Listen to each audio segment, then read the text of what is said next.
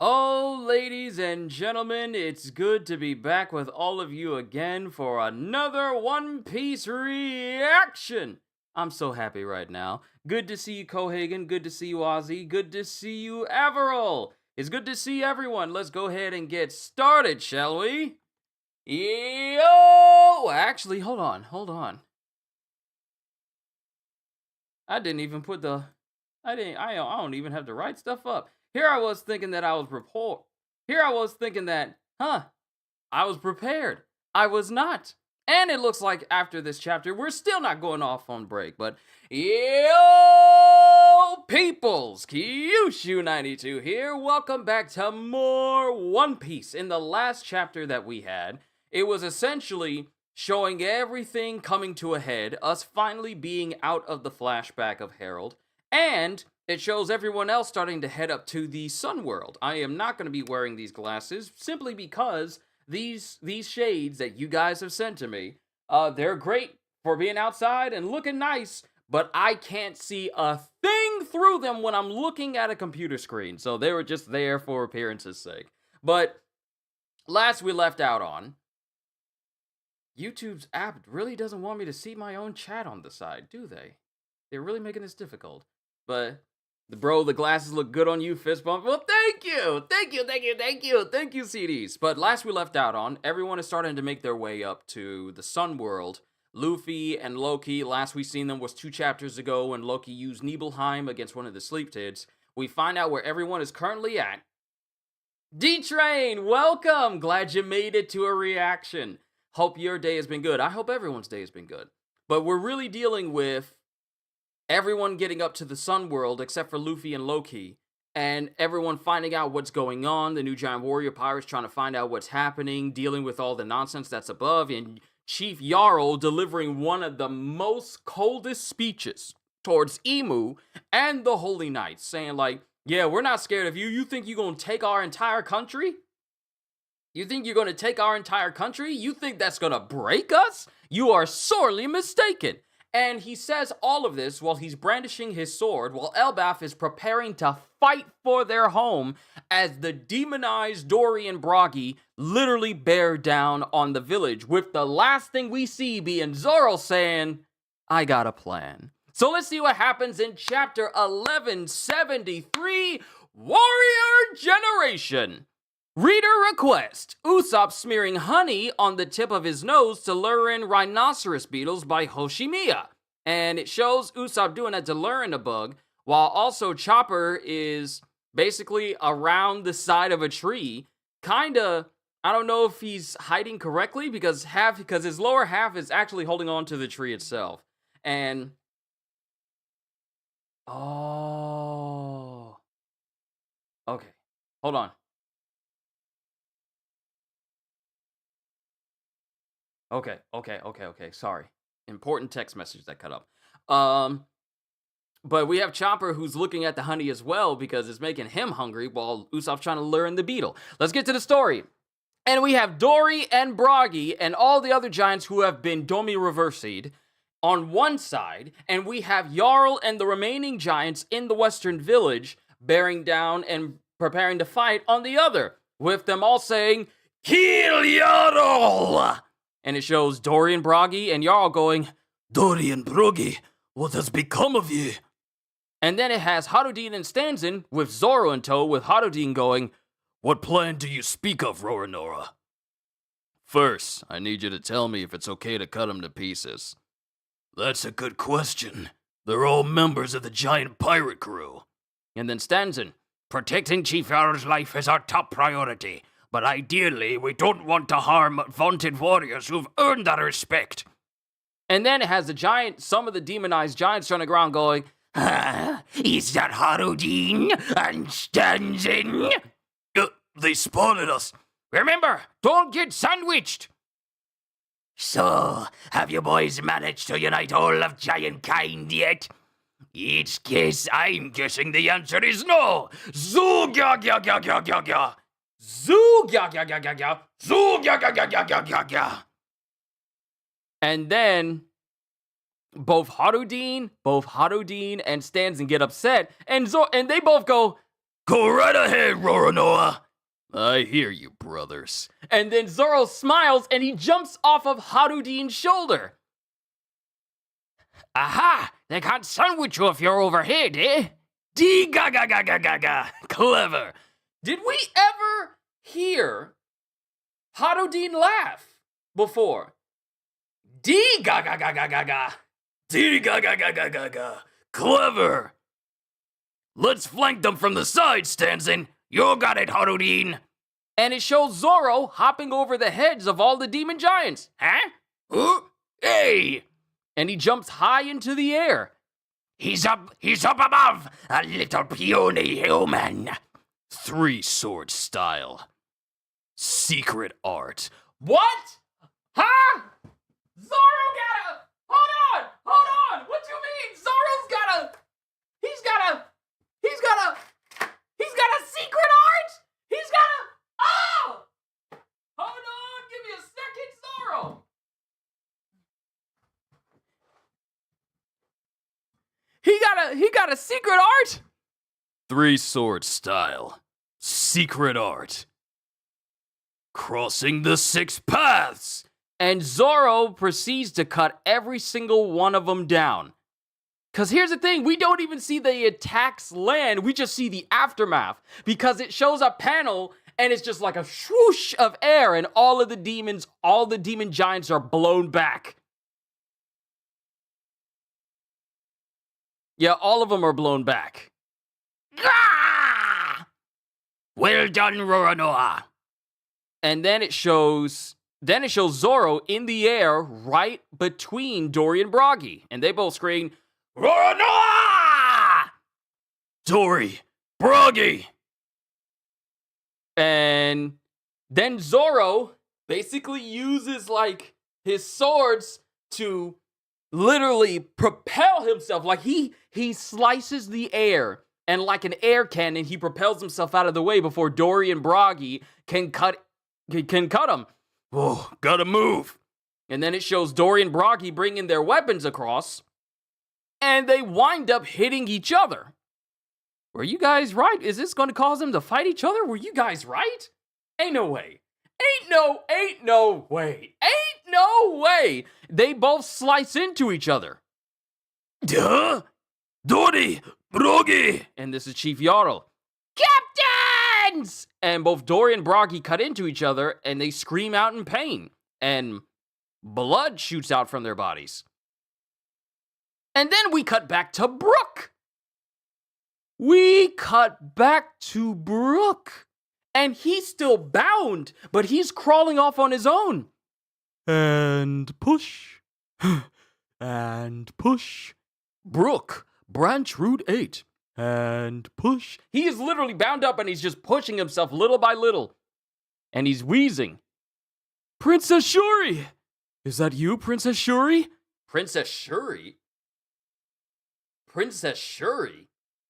And Emu, in possession of Gunko's body, looks over at Brook. No, of course not. I know you can't be her. But you look so alike, it reminds me of her. And I couldn't help but check, just in case. Princess Shuri. What? And then possessed Gunko still looks at Brook. But even if you're not the same person, you must be blood relatives, yes? If she were still alive, she'd be nearly 80 years old after all. And she certainly wouldn't recognize me, not in the state that I'm in. But your face, your blue hair, your mismatched eyes, the Holy Land, and your love for my music. All of it aligns perfectly, doesn't it, Princess Shuri? Princess Shuri? I never wanted to think of you again for the rest of my life! Not the father-killing princess. The life you stole away belonged to the man whom I owe everything. Bro, what? What? And then Gunko flinches. Gunko. And then Emu speaks. Gunko, is thy memory coming back? And Gunko starts struggling, and Gunko comes back to her senses. Run, Brook! and it shows Gunko aiming at Brook. Because she undoes the bindings. She undoes everyone's bindings! No, she undoes the bindings, and it it falls apart on Brook. Huh? But it also causes the rope that's guiding the giant children, it causes that to waver as well. Ah, free at last. Gunko, how darest thou? Brook, And then it shows Gunko apparently being taken over by Emu again. Yikes, it tightened up again, but Brook is out of it now. What was that just now? What do you mean, run? Don't you realize I came to finish what was started? Who in the world are you? And then it shows Emu staring. Emu, now back in possession of Gunko's body, staring at Brook. Shut thy mouth.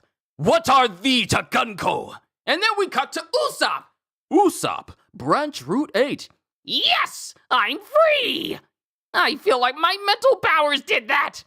Why did they go slack for just a second? So, Jinbei, Nami, and Usopp are now free. They need to go ahead and save the library. Why did they go slack for just a moment? Robin's tied up with something else. We've got to get you out. Don't worry about me. Just save the children, Nami. The Western Village is quite far away. Anji took off running, and even she might not make it in time. Oh, Nami! That's Sanji! And then, by the Western Village, branch route 8. Yeah. Walk, you brats. The goal is just ahead. And this is Sommers. And then Colon. I bet you're one of the demons Chief Yara talked about. Well, you're gonna regret it. Elbaf's really strong. We know that. It's why we're using you. I hear you're gabbing, son, huh? Shut up! Untie these thorn ropes! Yeah, let us go! Or at least fight us fair and square! Yeah. You're funny. It's too late, kids. Look over there. I gave myself the hiccups. I'm trying to get rid of them. Look over there. It's the port and ship. Take a look at your homeland. It's the last time you'll ever see it. What? No! I won't get to see Mommy and Daddy anymore! Help! Don't take us away! And then it cuts to Sommers talking to Killingham and Emu. Hello, Great One. Killingham, I've almost completed the mission. I want to get out of here as soon as possible. Anything else we need to do? And then it cuts to the giant parents making their way, running, along with Ripley, making their way towards the children. Colon! Ylva! Olaf! Hey, what are those sleep tits doing? They're supposed to be keeping those giants occupied. Mama! It's our parents and Grandpa Emo! Oh, look out! From above! From up above! Ah! It's Nika!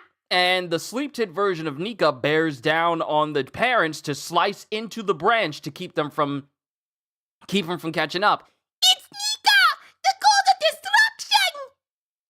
Mommy! And then a voice comes from inside of the sleep tit going, "You call that Nika? Don't play games with us. We're the warrior generation!" And yeah, there's a voice coming from inside of the sleep tit, and Ripley is one of the first people to jump up and slashes the sleep tit. And it screams, "Ah!" They're so strong! Every single parent who ran over there is packing. They packing. And then anti-Nika, I'm just going to say anti-Nika, it starts growling at him. Look! Oh no, that's Ripley going, "Look, over there. That's what oh no, wait, that's Gerd, that's Goldberg, and Rodo. Look, over there. That's where the kids are. It's too late even if they run. Here we go, Goldberg. Ready? Set? Double General! Wait, I can join in too. I'm coming to save you, little brother. Triple General? Gokoku sovereignty! Ooh! So bro, what you mean all three of them? What you mean all three of them can do Ikoku? Okay, so we had Ikoku, and now we have Gogoku. Wait a minute. Yeah. Triple General Gokoku sovereignty! And using the same move that Dory and Bragi and even Big Mom have used, the different versions of them, they send a triple giant packed shockwave shooting straight through Killingham's Nika Sleeptid, and it bores a hole straight to it, and the Sleeptid starts falling. And it's falling in the direction of Somers. Hey, are you trying to flatten me? And it shows the Sleeptid falling directly on the ship.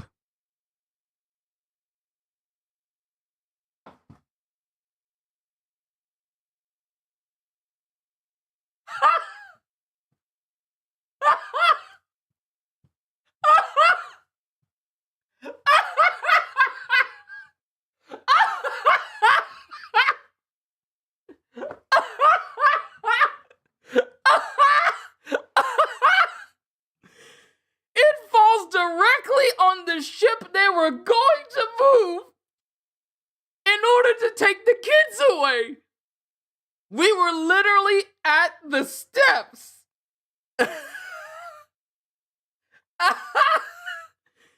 We were literally at the steps that leads to the dock where the ship is parked. And the Sleeptid, after getting brought down by Gokoku sovereignty, now the one ship that they were going to use utterly destroyed. And the last thing we get is Somers going, The ship! Oh, shoot. and Somers is looking absolutely. You know how Kaido was looking when Granika came up and held back Luffy and allowed Kaido to smash him over the face during Wano? That mortified looking appearance at the end of that chapter, that's the same face Somers is making. Because the one thing that they were going to use to get the children out, the only thing they had to get the children out so they could use them as bargaining chips against the Giants, has been utterly crushed. They can't get the giant children out anymore. Their plan to escape with the children has failed. And Somers is all like, oh crap. And that's the end of the chapter, and we don't go on break from this. We don't go on break from this. Yeah, I like this. I have one question. If Somers is regularly like this, how has Emu not killed him yet? Because Somers apparently does his job. Up until this very point, I'm pretty sure Somers was capable and very competent, and everything worked out fine. But for this, especially the fact that man said, like, hey, we're right here in front of the ship. Is there anything else we need to do? Great one. The fact that he brought up, he said great one, getting Emu's attention was all like, great one. We're almost at the ship. We're about to be done. The children are about to be loaded on. Is there anything else we need to do? And then just a minute later, the very thing that he was priding himself with, like, yeah, you're never gonna see your mom and dad again. This will be the last time you see them. We're gonna use you. Ha ha ha ha. Fret over never seeing your parents. Your life is over. You're coming with us so we can bargain your lives in order for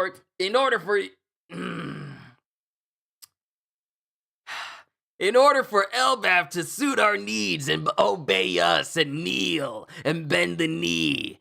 And the very thing that he was waiting for, the very thing that he wanted to happen, and it just completely comes literally crashing down in front of him. Ooh! This has got to be the worst possible outcome. Also, Brooke's plan, Princess Shuri, Princess Shuri. The only Princess Shuri I know in other types of media is literally Black Panther's sister. But Princess Shuri? There's some history there. There is some history there. Let me see what you guys have said, because you guys have said a lot since I started. Ravi, it's good to see you as well. Ozzy as well. Ah, good to see my members up in here. Hey, everybody. Let's see. Finally made it to One Piece. Those shades can serve as a welding mask. I suspect Zoro's plan is to wait for it. Cut. You were right. Halster, good to see you. Zoro loves jumping extremely high and going crazy and go crazy slashes on giants. Wait, is that Kanbei's sword from Seven Samurai? So her real name isn't Gunko, okay? But did Shuri actually do it, though? That's the question.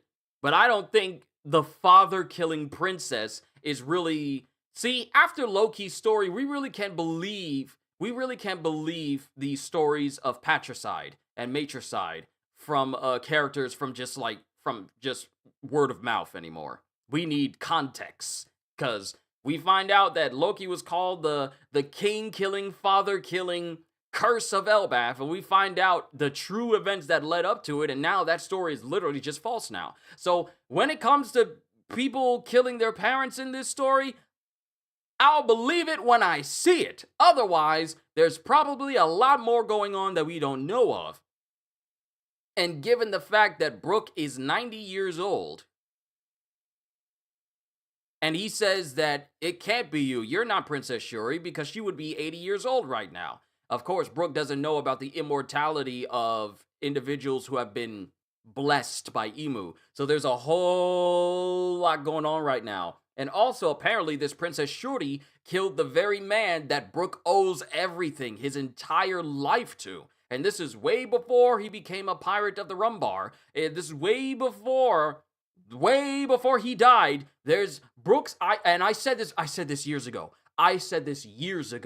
There is something about Brook's past that there's a reason why we've never seen it. Out of every single Straw Hat member, we've seen the past of them.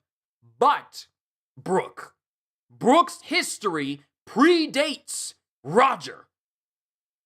Brook's history predates every major Yonko, because in the eyes of Brook, Roger was a rookie. Brook's history might be the important backstory we ever get from the Straw Hats. So the fact that Brook has a personal stake in this, I can't wait to see the backstory of Brook. That's the one person we haven't seen yet. Because we've only seen when he was alive before he died. Literally, when he was out being a pirate, met Laboon, and then after a run-in with a rival pirates, they essentially got poisoned, and they all died. Him and his entire crew, they all died. But we haven't seen anything before he became a pirate. That, I feel, will be the most important Straw Hat backstory we've ever seen. But, let me see. Let's see, okay, but did Shuri do it? Did I just miss something, or did I just hear Brook mention the Holy Land? What secrets do you have, Brook? Exactly! He knows about the Holy Land! There was a reason why your boy was silent when they were talking about the Holy Land and everybody else. He's the only one who didn't speak. He was the only one who didn't speak. There was even panels where it would just show him sitting there, not saying a word. Ain't no way that Brook is devoid of info. Because that Joker he knows.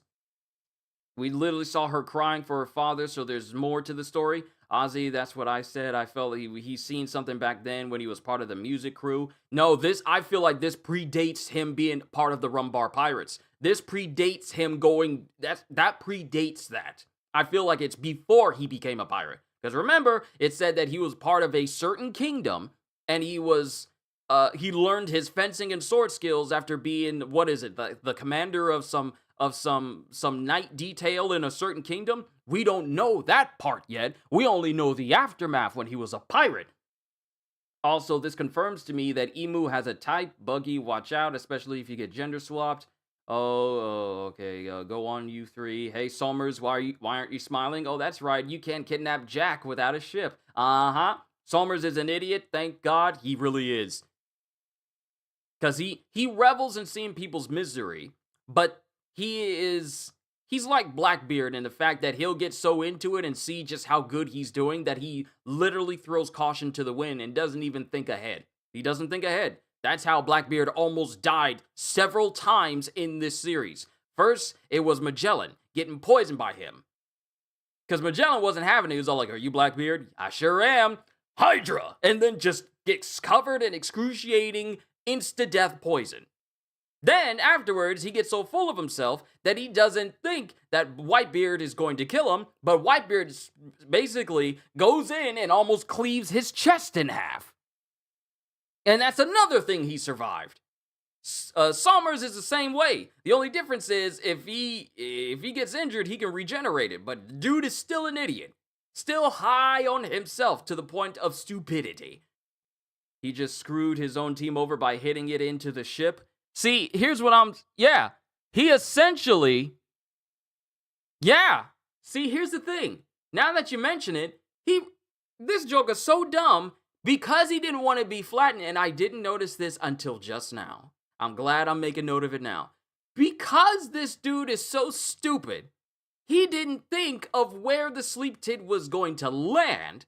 So when he says, "Hey, are you trying to flatten me?" and he gets his big old mace, enlarges it, and smacks the sleep tid, which in the process causes it to fall over onto the ship. This is Somers' fault completely. He messed up the plan. The parent-teacher conference is going to be very intense back at Marijois if he makes it back. That's the real reason why he's looking like he's all like, "The ship! Oh, shoot. Because he did it. He did it." See, I didn't notice it before. I thought it was weird, and I saw like this impact, and I'm thinking, who was that? But no, it was Somers. He smacked away the sleep tid, which has crushed the ship, and now they can't use it. All because of Somers. Somers is an idiot. He's an idiot. Ba-da-ba-ba-ba, I'm loving it. Maybe he can call a taxi or an Uber. I don't think they have those. I have one question. If Somers is regularly like this, how has Somers not killed him yet? After coming to this realization that it was Somers who caused all of this to happen? Nah, that's a good question. How is he not dead? Somers knows it was at that moment he knew. It was at this moment Somers knew. He messed up. Emu finna deal with him? Yeah. This literally just compromised Emu's plan. Because they can't take the children with them through the Abyss Gate because you need the Abyss Covenant on them in order for it to work. There's literally no other way for them to take the children now. Emu's plan of taking the children away from Elbaf has failed. All because of Somers. Somebody getting belt to behind when they get home. Somebody getting a whooping. Somebody is getting a whooping when they get home. Grown man, alive for who knows how long. He getting towed out the frame when he get home. You know, on the ride back home, it's going to be real quiet. That travel back to the house, knowing you going to get your... And see, as a person of the African-American persuasion, as a chocolate brother brought up by chocolate parents, I was raised and disciplined with whoopings. So when I did something bad outside of the house, that ride home felt like forever. It felt like it took ages. And when the parents didn't say nothing when we was driving back to the house, you knew it was bad. There was nothing you could say. You could only sit in your own silence, thinking, please let this ride be long enough that she forgets to whoop me once I get home. I tried so many tactics. I tried being in my room. I tried apologizing. I tried sitting down, reading the Bible, saying like, I'm reading the word. That only works sometimes. I still got my behind toe up, despite the fact that ride home to Marijois is going to be a long one. It's going to be a long one because now Somers realizes that he done ruined Emu's plan to take the children. They have no other way to take them. They were banking on this giant ship being used to transport all of the children. They have no way to take them. Emu no longer has a good bargaining chip now. Because they were going to use the children and then try and force the parents and all of Elbaf to do their bidding. Now they don't have the means to take the children away for that plan to happen. Somebody's getting a whooping when they get home. Let me see. Chapter 1175 is going to be fire. Oh, I know it is. I'm really looking forward to chapter 1174 because before we get to 75, we got to get to 74 first. I hope and feel Gavin comes dashing out and handles Summers. Really, because the only good things I've seen him do is trap Robin and wrap thorns around the kids. Aside from that, he's either getting cut up, going to sleep, or messing about. I mean, he's probably competent in his job until he got to Elbath. That's probably the reason why Summers has lived this long. Competent in everything else until he gets to Elbath. Unless he was the one to light the library on fire, but I don't think he was. No, that was Killingham making Anji set it on fire. If we get the Shuri flashback, this arc Oda is on a historic streak of killing 3 fathers off in one arc.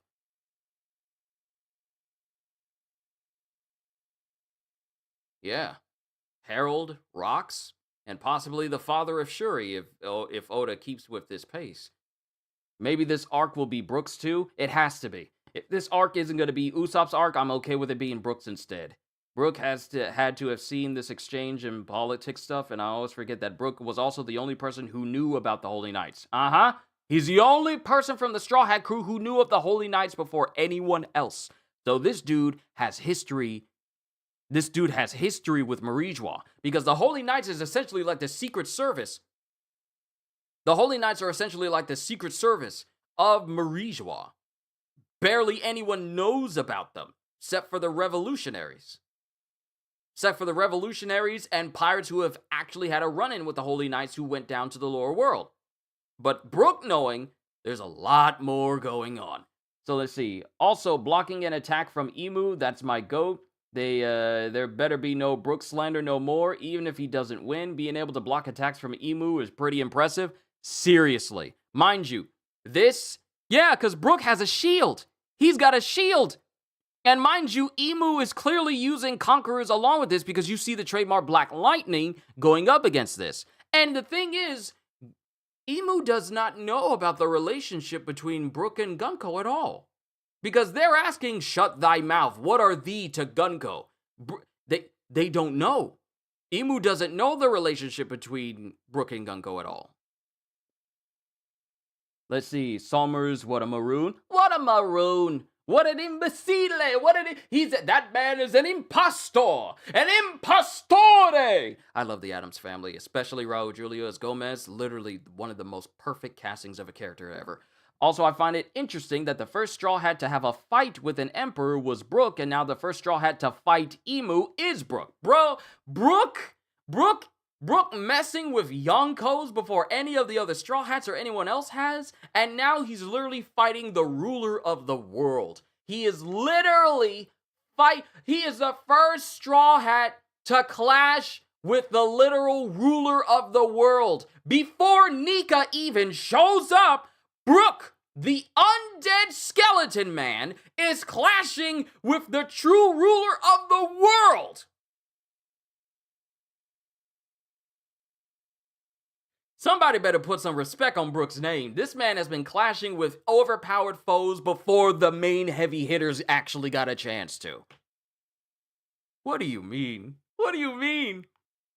This is so crazy. This is crazy to me. Brooke was clashing with a Yonko, came out of it unscathed, and now he's clashing with literal the almost omnipotent ruler of One Piece. Already. He will meet Daddy's belt. Summers, bring Mu a switch. I love that. Summers, go outside. Go outside and bring Mu a switch. Pick one out. Don't get no small one now. You go outside and you pick out a switch. I got to teach you. I got to show you rights. I got to teach you some discipline. You can't be disobeying some direct orders. You gonna follow what I say up in this house or you get the switch. Go outside and pick you out a switch. Pick one out. But it better not be small or I'll make you go outside and pick another one. I'm watching you in the kitchen. I'm watching you from the window. Go outside and pick you a switch. I guess clash is more of a better word to use than fight. That's my bad. Oh, no, you're fine. It's good clash. It's like that riot in Man on Fire with Denzel, head leaning against the window, And the first emperor was the one with soul powers. I've been telling everybody Brook has to be the one of the strongest Straw Hats and the most important crew. If he lived over 50 years, he's definitely seen and knows a lot. Oh, he's lived well over that. Dude is 90. He is 90 years old. He's almost been around he's almost a century old. Think about that. When 10 years pass in One Piece, he will be one of the oldest living beings out there. Because he's been around since before any of the Yonko ever made a name for themselves. He's literally older than every significant pirate that is in existence right now. I really hope Brook has Conqueror's Haki. I don't want him to die, even though he's already dead. Yo, Skull joke! Let's see, I have Brook as the 5th strongest Straw Hat for a reason. We just don't get to see him fight a lot. I think what hampers Brook from being one of the strongest swordsmen in the entire crew, not in the range of Zoro, but up there with being an incredibly powerful swordsman, is his personality. He jokes around a whole lot. Sure, when he gets serious, he's dangerous. But at the same time, the only pirate older than Brook is Struzan. Is Struzan really that old? How old is Struzan? Is he really older than Brook?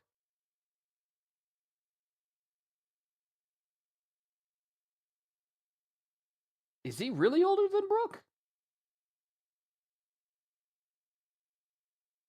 Hold on, let me see the age, because Brook is like 90 years old. Oh yeah, he is. Wow, Struzan is older than Brook by just 2 years. Only 2 years, just 2 years older than Brook. But even so, these are long-lived individuals. Incredibly long-lived individuals. I believe he's 96. Struzan is 92. What I mean by, 92. I like that number. The only pirate older than Struzan, what I mean by that, will his soul devil fruit heighten to another level? Or are you asking if he's going to awaken his devil fruit? We don't know. He doesn't have an awakened devil fruit now. He's learned to harness his power over the 2 years. But he hasn't awakened it as far as we know. As far as we know, he hasn't awakened his devil fruit yet. But since I read through all your comments, it's time for summary! It's summary time! Chapter 1173, Long Summary. The demonized giants prepare to fight and kill Jarl while the latter laments what happened to Dory and Broggy. Harudin asks Zoro what his plan is, but Zoro first asks Harudin if it is okay for him to cut down the giants. Harudin admits their current opponents are all members of the giant warrior pirates, and both he and Stanzen respect them immensely. So even though protecting Jarl is the goal, they do feel conflicted about striking them down. However, 2 of the demonized giants spot Harudin and Stanzen and mock them for their dream of uniting all giant kind, which enrages the both of them to the point that they allow Zoro to cut loose. This is literally like Captain America telling Hulk to smash and Hulk starts smiling directly after.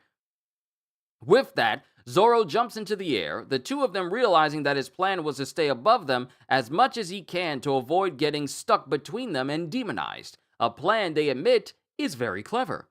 The 2 move to flank the demonized giants as Zoro jumps off their heads and high into the air, where he unleashes a powerful attack that cuts them all down. Dory and Broggy then try to get between Zoro, but he manages to get out of the air while the 2 captains end up slashing each other to everyone's shock. We don't see the aftermath of this attack, though. Brook, meanwhile, manages to crawl all the way to where Gunko, still possessed by Imu, is, and when he reaches her, he calls her Princess Shuri. Imu turns to face Brook as he reasons Gunko is not the same person he is thinking of, instead believing Gunko is related to Shuri, and figuring if she was still alive she would have been around 80 years old, and even then she would not have been able to recognize him since he is a skeleton now. But despite that, she has all the physical traits of Shuri, her hair color, mismatched eye color, connection to Marijois, and love of Brook's music match Brook's description. Brook then gets angry and yells that he never wanted to remember her, calling her the father-killing princess who took the life of the man that Brook was indebted to. Brook's words, though, cause Gunko to break free of Imu's influence, and she quickly yells at Brook to run away as she loosens the arrows he is wrapped in. Brook manages to escape the arrows before reassures dominance. Reassures dominance, which causes the arrows to tighten around Brook's leg. Brook asks why. I had a feeling they got wrapped around his leg, which causes the arrows to tighten around Brook's leg. Brook asks why Gunko told him to run since he came to settle the score with her, and demands to know who exactly she is. Emu, however, attacks Brook, who protects himself with a shield, as the former demands to know what his connection to Gunko is. Back with the Straw Hats, Usopp, Nami, and Jinbei manage to escape Gunko's arrows as well when she briefly regained control. They try to free Robin, but are unable to due to Sommer's thorns, but she tells them to forget about her and save the children, just as Sanji arrives on the scene. As for the captive children, Colin angrily tells Sommers he will regret invading Elbaf because the giants are strong, only for Sommers to point out that their strength is what they want. The kids continue to try and pick a fight, but Sommers ignores them, just as they finally reach the ship the knights plan on using to escape the Holy Land. The children beg to be freed as Sommers contacts Emu and Killingham to inform them that the mission is almost complete and if there is anything else he needs to do. Sommers then hears the giants led by Ripley charging from behind, to his annoyance since he thought the MMAs were keeping them at bay. Just then, a Nika MMA blocks the giants, but the warriors are unafraid of it and attack it. Goldberg, Gerd, and Rodo see the attacking MMA and realize they cannot get there in time to help, so they decide to attack it from afar, with all three of them unleashing a powerful attack, Gokoku Sovereignty, that blasts a hole through it and causing it to fall on top of Sommers. Sommers uses his spike club to deflect it away, but to his misfortune, he accidentally knocks it onto the ship, which completely destroys it, and leaving Sommers with a look of horror on his face. So, with the chapter notes, the demonized giants reach Jarl and prepare to kill him. Upon getting Harudin and Stanzen's approval to cut down Bragi and Dory, Zoro jumps on top of the demonized giant's head to avoid the Domi Reversi attack. The Domi Reversi effect. Zoro uses Santoryu Ogi, Rokudo no Tsuji, to cut down several of the demonized giants. Wait a minute. Crossing of the Sixth Pass. This isn't new. He's used this attack before. Hold on. Let me look at that. Yeah, this is literally the same. He used this attack. Why did I think that this was new? Why did I think this was new? Secret Art, Crossing the Six Paths. It is literally the attack he used on the Kraken when we were heading to Fishman Island. Yeah, this is the same attack he used. Three sword style technique, Crossing the Six Paths. Three sword style, Crossing the Six Paths. Yeah, we've seen this. Yeah, I don't know why I thought it was new. That's on me.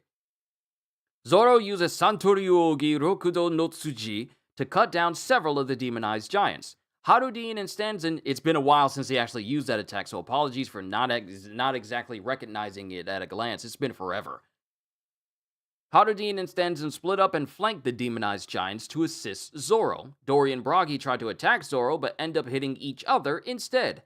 Brook, still tied up, makes his way to Gunko, whom he calls Princess Shuri. According to Brook, which Shuri should be 80 years old by now, Gunko looks exactly like her. While Shuri should be 80 years old, not which. While Shuri should be 80 years old by now, Gunko looks exactly like her. Brook reveals Shuri murdered her own father, a person who Brook owed everything to, and despises her because of that. The fact that Brook despises someone so fervently. Gunko's memories return, allowing her to fight off Imu's possession and deactivate her own powers, freeing Brook and the remaining Straw Hats minus Robin, who is bound by thorns instead. Gunko tells Brook to run away from Imu before Imu takes over again, who attacks Brook while demanding to know how he knows Gunko. Meanwhile, Sommers and the hostages almost reach the escape ship as the giants led by Ripley and Oimo reach them. Killingham's Nika MMA attacks the giants to stop them but is knocked away by the warriors. At the same time, Gerd, Goldberg, and Rodo arrive and attack the Nika MMA with Triple General Goku Gokoku Sovereignty, blasting a hole through the MMA and sending it flying towards Somers. Somers smacks the MMA away, but this causes it to crash into and sink the escape ship, much to Somers' horror. So what we have here is somebody being a little bit stupid. We have the example of someone being incredibly stupid. So many good things have happened in this. Let me see. As soon as Sanji sees Robin like that, he's gunning straight for Somers. Such a good way to set up that confrontation. Oh, Sanji is about to mess Somers up. When he finds out that Robin can't move and she's constricted and she's been harmed by Somers' thorns, oh, Sanji is about to fold him. He's about to get run up. He's about to run up, and Somers is about to get done up. Also, the fact it has been forever. Let me see. Oh, wait, I gotta read the rest. Somers literally counted his chickens before they hatched. It has been forever. Also, the fact Brooks said the battle convoy of a certain kingdom line 684 chapters ago, which was nearly 18 years ago. That's how long it's been.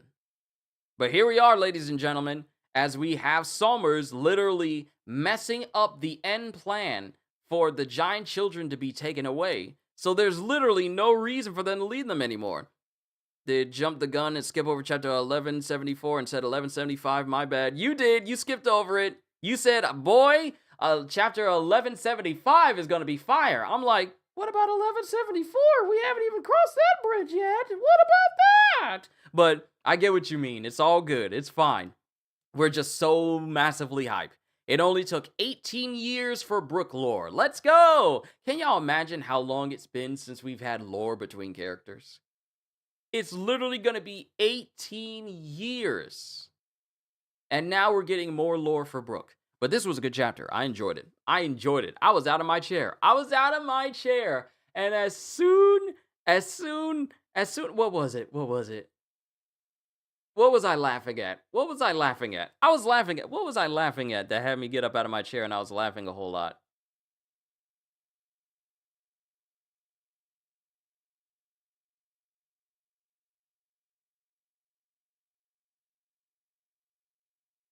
Oh yeah, I was laughing at the fact, okay, I had to rewind the video. I was laughing at the fact that Somers, I don't think I've laughed that hard at someone's incompetence in One Piece. I don't think I've laughed that hard at someone being incredibly stupid in One Piece. Yeah, it was Somers basically jacking up the end plan has got to be the highlight of this chapter alongside Gokoku Sovereignty.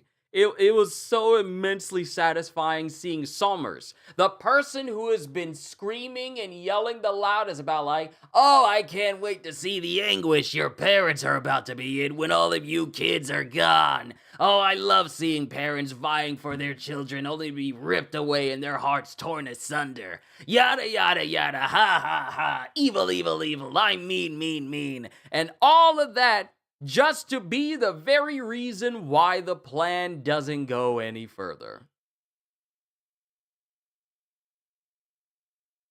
This is hilarious to me. The fact that first it was the world government catching, it was the Marines. No, it was the world government catching L's left and right. It first started when Fujitora kneeled before King Riku during the events of Dressrosa. Then, the next time they failed was failing to keep Luffy and company on Egghead, eradicating them, killing them. The next time they failed, beforehand, after that, they tried to stop Luffy and hope that he died so that the Nika fruit would not be awakened. They failed there. Then, fast forward to Egghead, they failed to not only eradicate Nika again, but also the Straw Hats escape. Then they fail again. They fail with the revolutionaries showing up in their very home turf, freeing so many slaves and taking Kuma. They failed to stop him. Then they failed again to kill Sabo, because Sabo now knows of Imu and managed to get away, even though they killed Cobra. They failed to stop him then. And now they're about to fail again with trying to take the children to use them as bargaining chips so that the giants can just be under their heel. They keep failing. And the thing is, they fail at one of the most crucial junctures for their entirety. Everything that is incredibly important to them, these important things that they're doing, these assignments that they're doing, these plans that they have, they keep failing. They don't have access to punk records. York does because it's just like an endless connection, but at the same time, they don't have direct access to it because it's just taken off. That's off with Edison just floating off into the clouds. And here's another spoiler, the library will be saved. Oh, absolutely, the library is definitely going to be saved. There's no way that everything that is Ohara will burn up completely, because we have yet to see Biblio do anything. And I honestly feel that Biblio, the owl with the power to make things giant, ain't no way it's just going to be chilling in the library doing absolutely nothing. There is absolutely no way. So that definitely would be interesting to see how that all comes to a head. Like the school being saved and the library being saved and the text of Ohara being, contained and saved as well, because Robin needs that information. She has not read enough. She needs to read more from the information by her people. So, yeah. But the world government, ever since the new world, like ever since the time skip has started, the world government has been becoming less and less capable over the course of all of these years. Like, when did the time skip start? After all these years, the first failing was Dressrosa, and they've been slowly, their iron grip on the world has slowly been loosening because the people that they're holding in their grip have been unprying the fingers. Their grip on the world has been loosening more and more. Their control over the world has been loosening more and more. Them getting their way has become less and less frequent. This has been a running theme throughout One Piece ever since we've started to get into the time skip itself.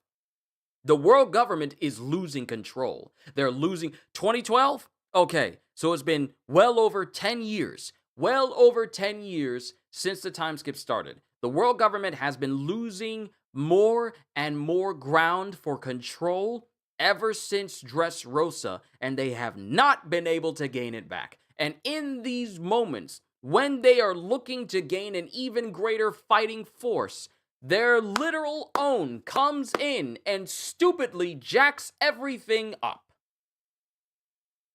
Another WGL, another world government loss. I really hope Usopp gets something this arc. I am getting a little worried, I can't lie, but for now I'll still have faith. So do I. I really hope Usopp gets something good for himself throughout this arc. Something grand. Something like, maybe it's just like a little courage, just a little bit of courage. Just enough where he's more brazen and more willing to fight people rather than be a coward and let people who can just one-shot everyone handle everything. I really hope he has a moment to shine. Let this not be just a moment, almost bit my tongue there. Let this not just be a moment for Brook, but let it also be a moment for Usopp as well. And I said this, I think, in the last reaction. You cannot have us go to the very location that Usopp has always wanted to go, especially after meeting Dorian Broggy on what was it, Little Garden, and then him not gain anything from this experience. I think it would be like, okay, we got Usopp here in the land of the giants, the land of warriors, and he's no better than he was before he got here. I honestly feel it would be a miss for Usopp if that doesn't happen. But we're gonna have to see as the chapters go on. We only got how many Sundays left? 2 more. This month is about to be over in 2 weeks. Ain't that crazy? This month is about to be over in 2 weeks. Well, a little over 2 weeks. A little over 2 weeks is when this month is about to be over already. So hopefully we see some genuine progress with Usopp as we go through February, because March is going to be a little bit longer. Like, I want Usopp to actually be a major factor in helping to save Dorian Broggy. I mean, considering he sees both of them as his masters, that connection between the two, it would really help. It would really help. But no break! No break, ladies and gentlemen. No break, and I'm happy about it. So, everyone, whether you're here for the very first time, if you are here for the very first time, I just want to say thank you for taking the time to watch me. There's tons of people who react to One Piece, but I am humbled and grateful that you decided to watch me today. But for everyone else, that's all I got for everything I wanted to say about this. And this almost got close to an hour again. I'm actually kind of cut back just a little bit because I got some other things to do after Sakamoto days, aside from chilling and then just preparing things for Monday. But I just wanted to say it is an honor and a privilege to react to One Piece for all of you. Hope you guys enjoy all the voice acting that I do to really bring these chapters to life for all of you. I just love doing what I do, and I thank you for every bit of support you have ever shown me on this channel. Whether you just watch, whether you donated, whether you're a member, whatever it is, I just want to say how much I will continuously thank you for everything you've ever done for me. But to that end, hope you all enjoyed. Can't wait to see you all in my next video. Like, comment, and subscribe if you haven't already. Even check out my Patreon. There's loads of free stuff for you guys to check out over there. Because I am always looking forward to entertaining you. And because I know you're coming back anyway. Have a fantastic day. And once again, as always, later peoples, on to Sakamoto days.